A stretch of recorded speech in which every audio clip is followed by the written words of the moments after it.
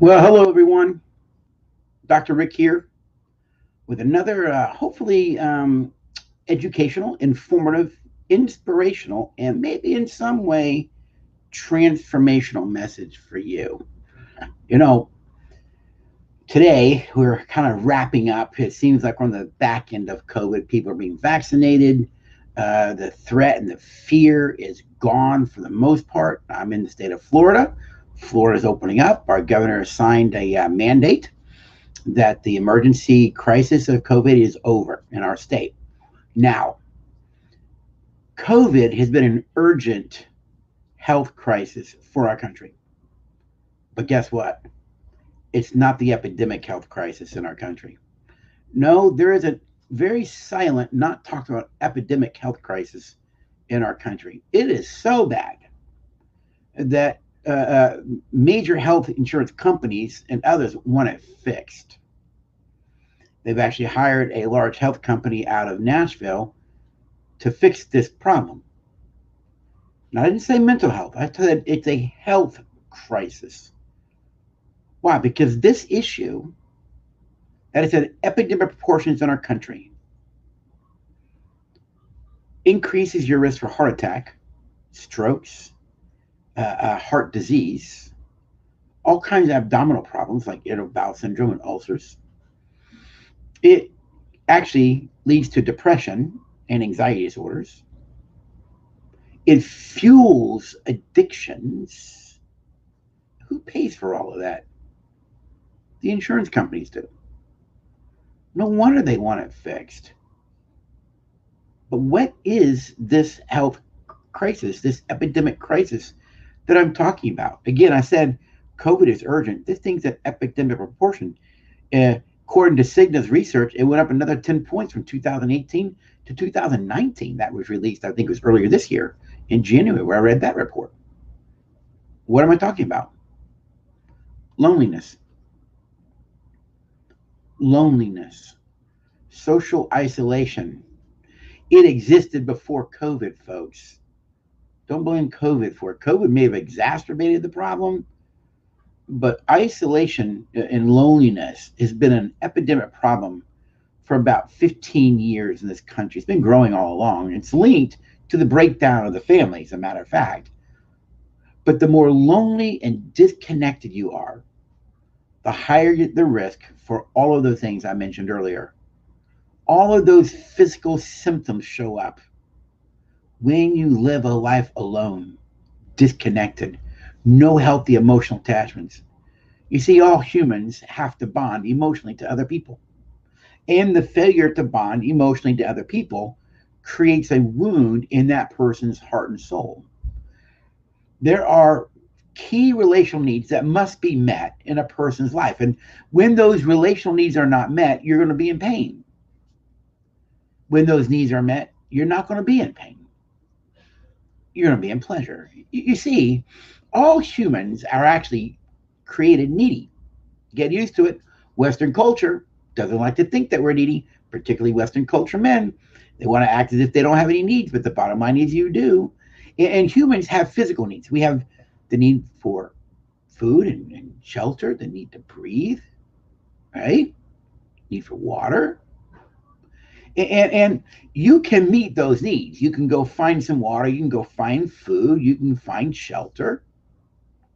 And when those biological needs are met, you thrive. When they're not met, you don't thrive. It's real simple. It's not rocket science, okay?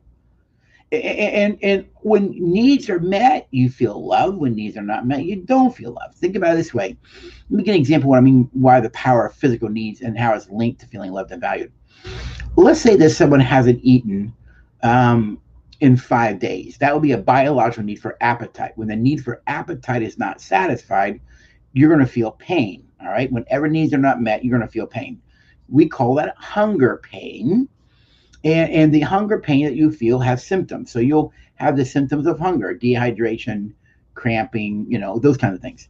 It's like your brain is sending a signal through the body saying, hey, the biological need for appetite has not been satisfied. We need something to eat. Well, let's say that I give you a bunch of hamburgers to satisfy the unmet need for appetite. Again, it's a biological need. The question is, would hamburgers satisfy an unmet need for appetite? And the obvious answer is actually yes, it will. It's kind of like the 1,000-foot view. The moment you take the first bite into the hamburger, the moment you take that first bite, hang on just a minute. The moment you take that first bite into the hamburger, your brain releases a neurochemical called dopamine. You can say that with me, dopamine. Dopamine is a neurochemical that when it is released is a mood shift into pleasure. It's like your brain goes, oh, you're eating something. And the brain goes, oh, finally. And brain releases the dopamine. You have mood shift into pleasure. You finish eating all the hamburgers, so you're no longer hungry. You moved out of pain into pleasure.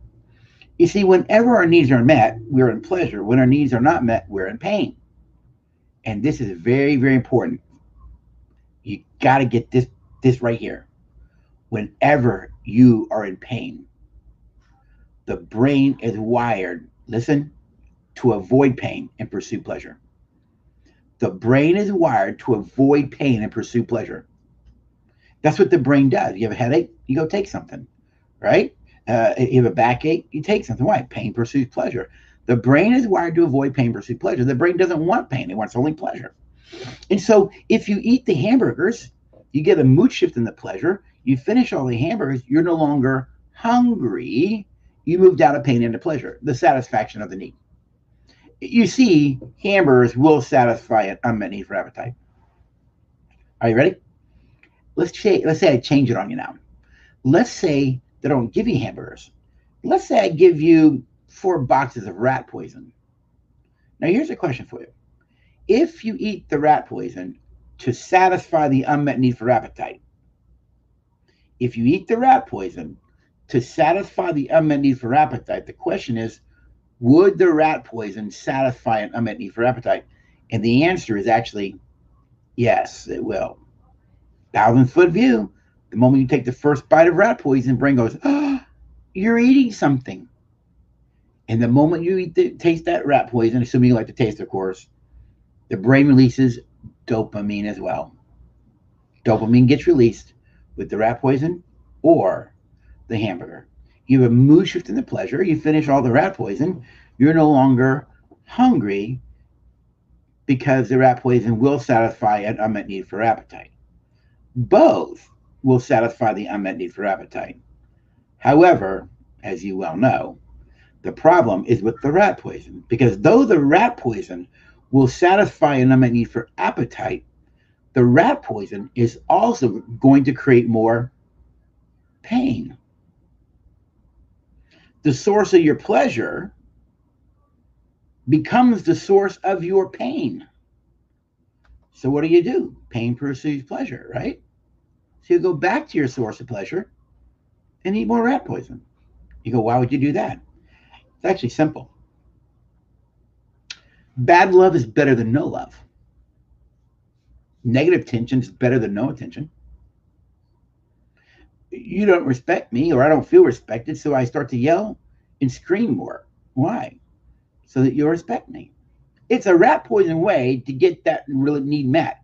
You see, not that humans don't just have biological needs, food, air, water, shelter, that must be met. We also have 10 core relational needs. These needs are biological as well. They're hardwired into the limbic system, which is the emotional brain.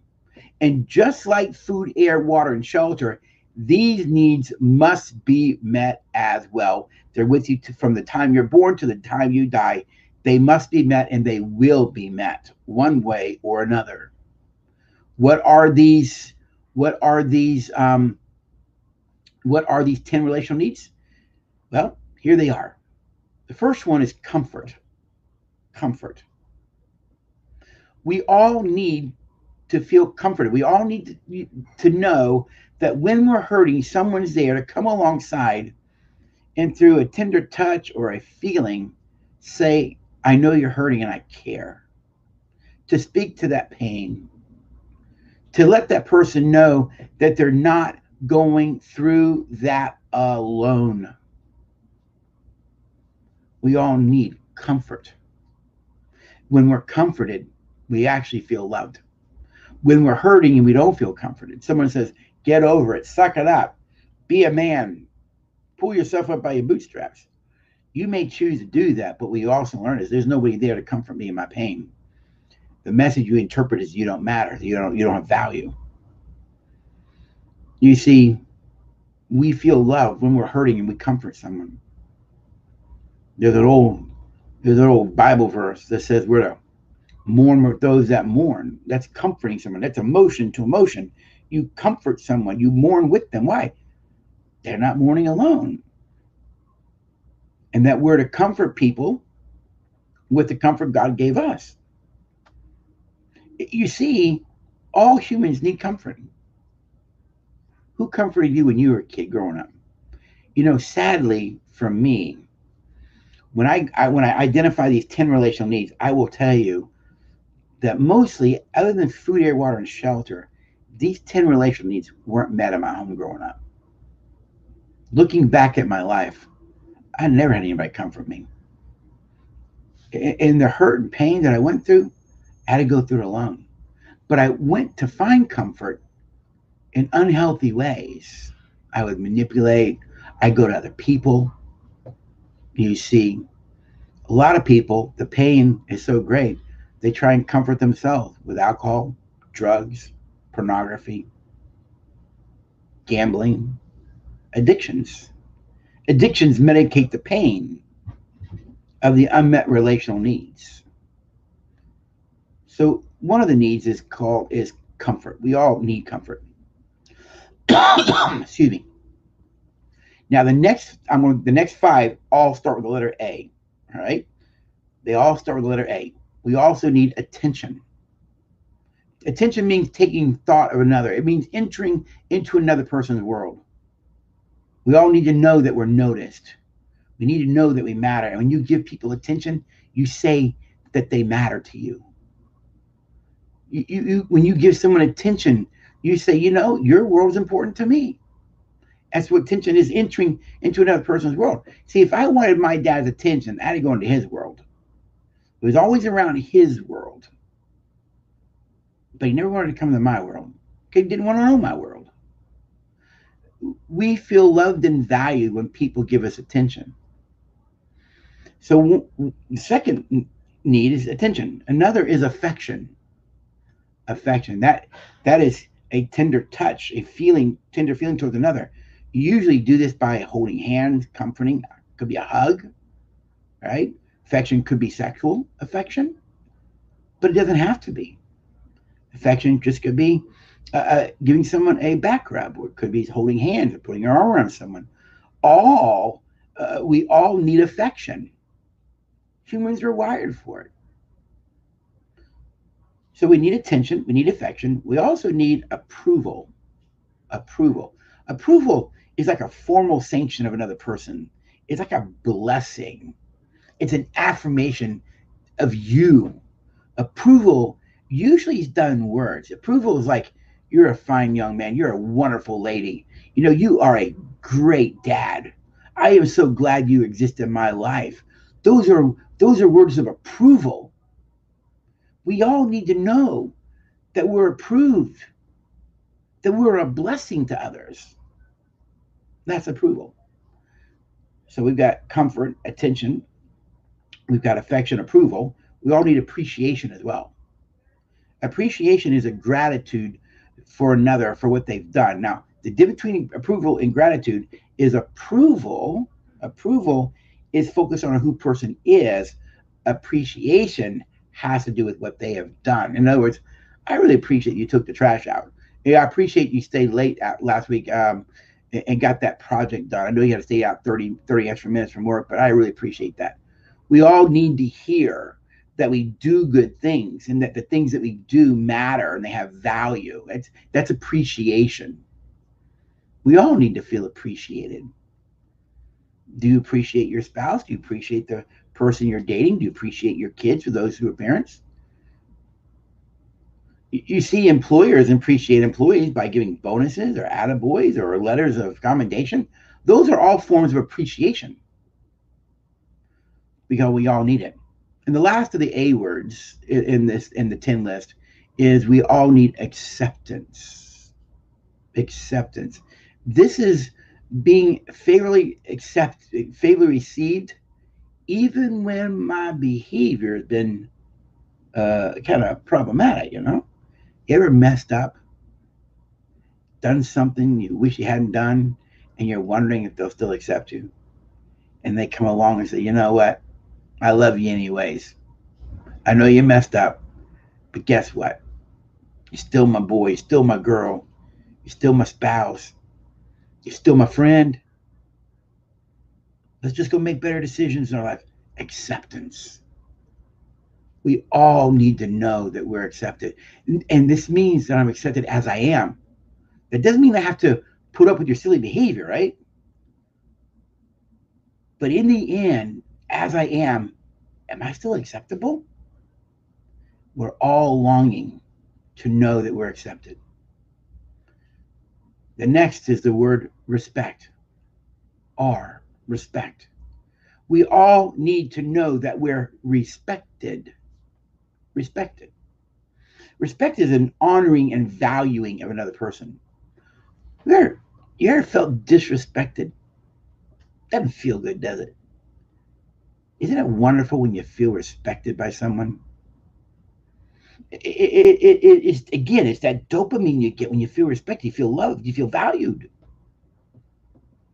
I live by 4 words. Our Relate Well program that we teach has 4 words that we tend to want people to live by: goodwill, empathy, humility, and respect. Respect is one of the 4.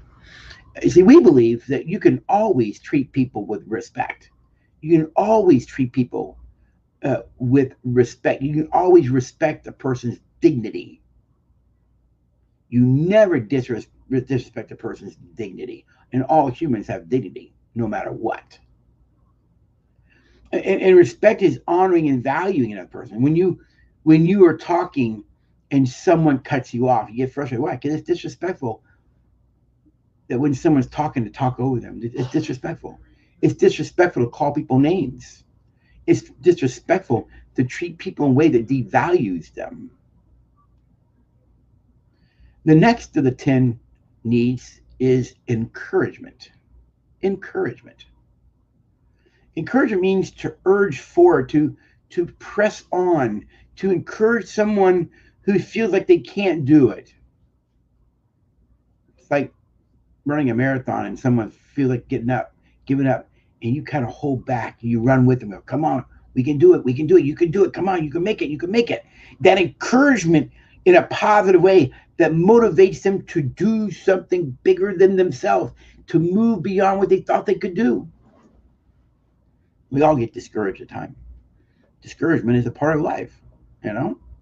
There's a Bible verse that says you're encourage one another. Right there. Right there. Encourage one another. Why? We all need to be encouraged. You ever felt discouraged before? And there was no one there to encourage you? And you felt all that discouragement alone? The next need is security. Security. We all need to feel secure. And what? This security we're going to define a little bit differently than you might think of as like a deadbolt on the door or money in the bank, right? Or that you're not going to beat me, right? I always say there's kind of 3 primary forms of security that we have to have in life, all right? And they come through 3 commitments. One, that that you are physically safe. I am committed to making sure you're physically safe. I will never hit you. I will never threaten you. I'll never do anything to physically intimidate you. So we need emotional safety. We also need to be committed to being committed, right? It's commitment safety. I need to know that you're here. You're not going to leave me or abandon me or reject me. When I live in a relationship where I feel like you're not here for me, that you might leave me, that's insecurity. And the other form of safety we have to have is emotional safety. That you're not here to beat me up, tear me down, discount me, disregard me, invalidate me, reject me, or abandon me. And this security I'm talking about then is a security where I am confident in the relationship, in the harmony in the relationship, that I'm confident that we are connected and that you're not going to leave. I feel secure in us. I feel secure in us. We all need to feel that.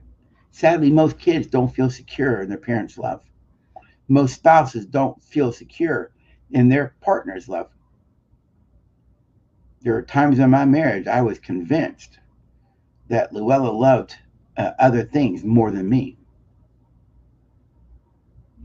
Now, it turned out to be wrong, but in some of her behaviors, or in those early years of marriage, she did, based on her behaviors.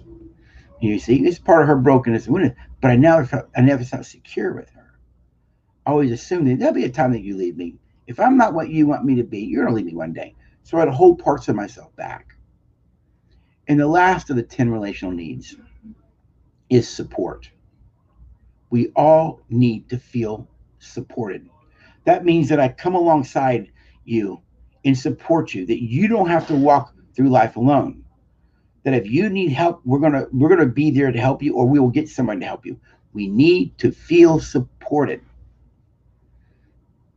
So there are 10 relational needs, and I put them in this acronym. If you're taking notes, write down the word CARES, CARES. Up by the letter A, make that A to the fifth power, and make the S squared. C, A to the fifth power, RES squared. CARES. Here they are. Comfort, 5 A words: attention, acceptance, approval, affection, and appreciation. R is respect, E is encouragement, and 2 S words: security and support. And when we feel comforted, accepted, approved, respected, encouraged, secure, supported, you get the message. These people thrive in life. And it's the parents who are supposed to make sure that our children's relational needs are met early in life. And when those needs are met early in your life, you thrive. Your brain thrives. These people who have those relational needs met in healthy ways as a child, is research shows, less likely to do drugs, less likely to do alcohol, less likely to have emotional problems, less likely to have school problems. They thrive on all the social indicators. But you don't meet those needs over time in a kid's life. They don't feel loved, they feel unloved. See, here's the trick. Whenever you meet a person's needs, they feel loved. When you don't meet their needs, they feel unloved. It's real simple. It's not rocket science. And we feel loved and valued when someone meets our needs. Now, you have to get the needs met in healthy ways, folks, all right? You can't go out there and try and get your needs met in rat poison ways, because when you do that, you're causing problems for yourself. Trying to get your needs met in a rat poison way doesn't benefit you. And personally, you're going to hurt other people along the way. You see, one of the things that I used to do is I grew up in my broken home that I've shared before in other venues. And because of that, and being shocked with a cow prod and never emotionally bonding to my parents, I went into my adult life never being comforted, not giving attention, very little affection, never knew that I was appreciated. Stepmother told me I wouldn't amount much, but I never felt approved. Got it? Always disrespected. If I ever wanted to share a thought, I was told, why do you think that? Why can't you think of everybody else? Disrespecting my own thinking. You got it? And I never felt secure. I was so insecure. Fear ruled my life. And I took all of that into my adult world. And then when I married my wife, you know what I did unconsciously? I took all that pain from all that unmet need and I put it on her and said, now you, unconsciously, you have to meet all of these needs that they failed to meet in my life. Is it any wonder my wife said of me back in those days, you're like a boulder around my neck? I was. It was like a psychic vampire just sucking her dry emotionally because there was a deficiency in my life at the human level. because my parents did not know how to meet those needs. Now, I honor them. Food, air, water, and shelter, always met. But humans need more than just food, air, water, and shelter. Let me give you an example. I mean, many years ago, I was doing a marriage retreat up in Delaware, and I was talking about these needs. And some, I would think I was in my 30s at the time. I'm 59 now. And some older gentleman kind of got frustrated with me, and he said, "Are you suggesting that I didn't love my kids? Are you suggesting I don't love my children?" And he said, "Let me tell you something, young man. My kids always had food on the table, clothes on their back, roof over their head. Don't suggest I didn't love my kids. I live by goodwill, respect, humility, and empathy, so I never give people input into life without permission." So I said to him, I said, "Well, sir, can I share a thought with you?" He said, "Sure." I said, "I mean this with all due respect." I said, "Medicare and Medicaid does that for millions of children across this country every single day. Anybody can do what you just said. That's about money. My dad and my stepmom, I can tell you to this day, I never, ever, ever, ever, ever went without those physical needs. And I'm grateful and appreciative they did that. But the relational needs are just as important in terms of thriving in life, relationally and in good choices. That's the emotional brain. And that's where these 10 cares needs reside, in that part of our brain. They must be met and they will be met. And when those needs are met, you feel loved, you feel valued. When their needs are not met, you feel unloved, you don't feel valued. And so I went into my adult world really like a psychic vampire, just sucking Luella dry. But here's the problem. She didn't get met much of her crazy alcoholic broken home either. So two people who didn't have those needs met are trying to deal with their relationship, getting their relation needs met literally at the expense of the other. Luella came to a posture of self-reliance. The self-reliant posture stiff arms intimacy. He says, "I don't need these things, and I don't need these things. And personally, if I did, I can do it myself." The problem is, like Dr. Lori Gordon says in her work, and she's absolutely right, these cares needs, comfort, attention, et cetera, those needs are the needs for bonding and attachment. All humans must bond and attach, but they're the only needs that humans have you cannot meet on your own. Those needs must be given to you. You can do food, air, water, and shelter on your own. You can go find that. But all those other 10 needs I just talked about, they must be given to you. They require another person. I wasn't that self-reliant, the stiff-armed intimacy. I was the selfish taker. I was so afraid I wouldn't get my needs met. I would just suck Luella dry. If I didn't get affection, I'd cop an attitude. I'd sulk, punish her with silence. I'm not proud of it. But at the time, I was emotionally a child, and it's the best I had. And the third way that we actually hinder getting our needs met is through self-condemnation. This is the person, when you meet their needs, their brain hears the need being met, but that gets filtered through a belief that they have that they're not good enough, that they're unlovable, that they're unworthy. And it's kind of like when I say, "Hey, you're really a great person," and you go, "Ah, Rick, you just say that." You throw it out. Words of appreciation, words of approval, and you can't accept it. You see, if you're a self-reliant, you're gonna have to move to humility.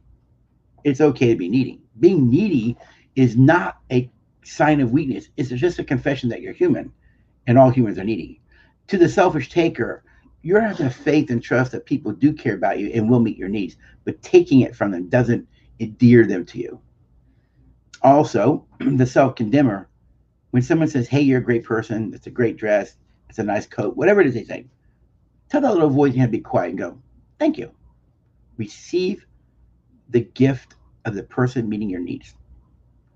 And when we learn to get our needs met in healthy, mature ways, not rat poison ways, we will thrive. You see, all pain in the human heart comes from relationships. All healing of the human heart comes from relationship. People didn't meet the need, and you you went into pain, felt rejected and abandoned. For many, it creates rebellion or oppositional defiant disorder or depression or anxiety, and you medicate all by addictions. Or what you can do is meet the needs and allow others to meet those needs for you in healthy ways that will allow you to heal and grow and mature. And you get to decide moment by moment, day by day, which way you want to go.